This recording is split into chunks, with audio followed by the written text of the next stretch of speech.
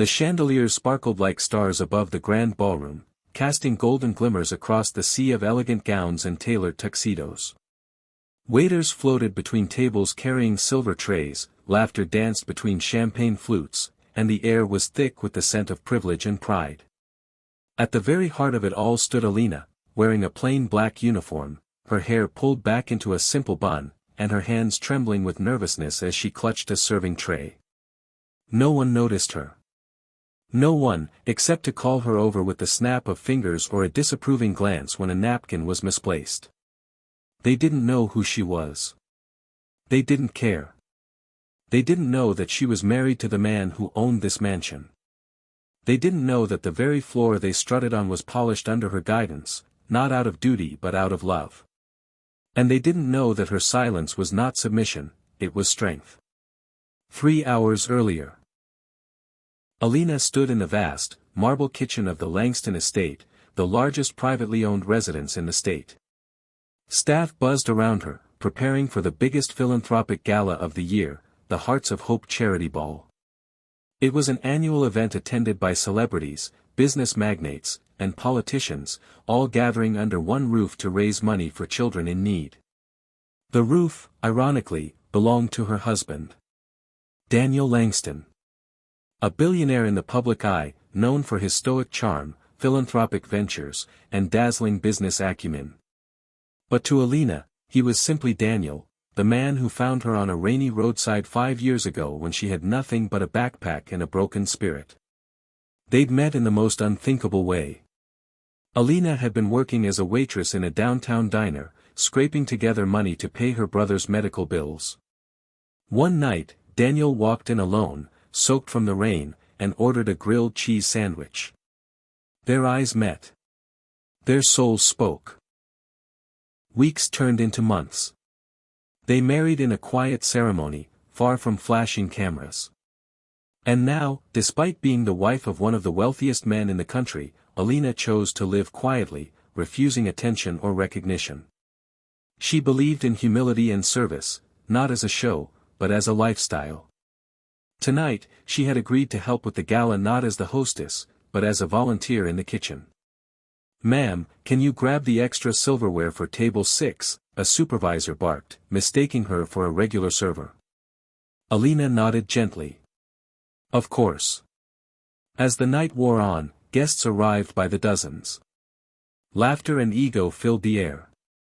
Near the main entrance, a sleek black limousine pulled in.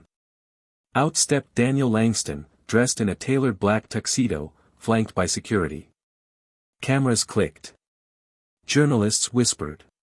But Daniel's eyes scanned the crowd for only one thing. His wife. She wasn't there. He smiled faintly.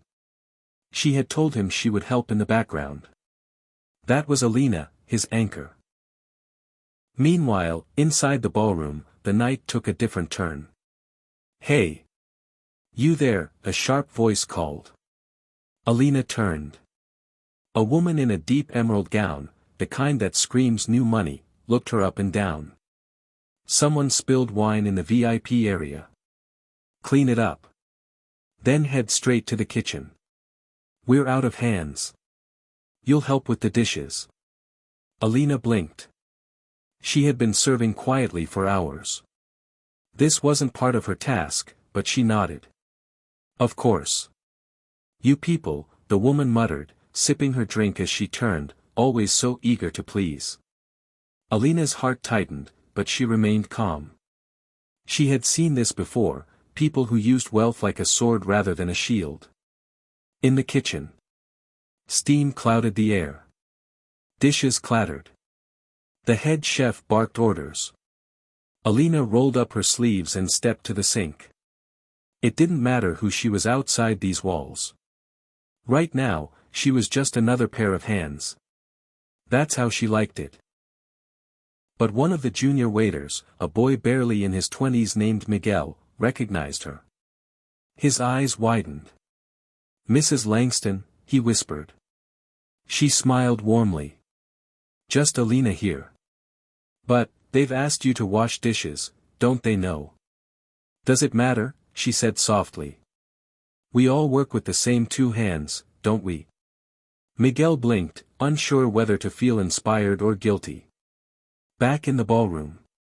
Daniel made his rounds, shook hands, and delivered his keynote speech, a moving message about giving, about compassion, about humility. The real measure of wealth, he said, is not in what you wear, or where you live, or how many zeros are in your account. It's in how gently you treat those you believe you don't need. The crowd applauded. Faces smiled. But they didn't know the lesson was unfolding just feet away. The emerald-dressed woman reappeared near the kitchen, annoyed that her wine glass had not been refilled.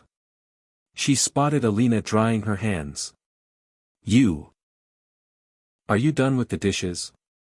I need you to run to the cellar and get more Pinot Noir." Before Alina could respond, the ballroom doors swung open. Daniel entered, scanning for her. And then he saw her. His expression froze, his beloved wife, elbow-deep in soapy water, a tired kindness in her eyes, and people around her barking orders like she was nothing. He strode forward. The crowd hushed. In a moment that seemed to pause the entire gala, Daniel wrapped his arms gently around Alina's shoulders from behind and kissed her temple. Everyone stared. "Sweetheart, I've been looking for you," he said softly, ignoring the stunned faces. The head chef dropped his ladle. The woman in emerald turned pale. Alina turned around slowly, her hands still damp. "You're not supposed to be here," she said with a smile. Daniel chuckled. "Neither are you. At least not doing dishes." He turned to the room. "I'd like to introduce you all to my wife, the heart of this home." Gasps filled the air. One guest choked on his champagne. The woman in emerald nearly dropped her glass. Alina stepped forward gracefully, still humble, still calm. "I'm just helping," she said gently. Daniel took her hand and lifted it. "No. You've always been the one helping, me, this house, this cause. And tonight, while others talked about charity, you lived it." Later that night. The ballroom had emptied. The stars shone outside like silent witnesses. Daniel and Alina sat on the back terrace, away from it all, sipping tea.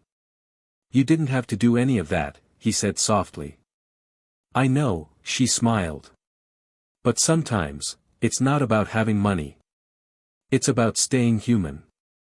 Daniel looked at her, his heart swelling with admiration. "You remind me every day what real wealth looks like." She rested her head on his shoulder. "And you remind me that love makes the biggest house a home." A week later. An anonymous donation of $5 million was made to a struggling orphanage in the city. Made in the name of the kitchen staff who worked the Hearts of Hope Gala. Each staff member received a personal letter and a $10,000 bonus. None knew where it came from. But Miguel smiled quietly as he folded the letter. He knew.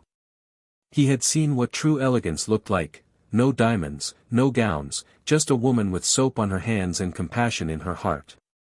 In a world that often mistakes luxury for greatness, may we remember, the richest hearts are those that choose kindness even when no one is watching. True dignity doesn't shout, it serves. And sometimes, the most powerful person in the room is the one washing the dishes.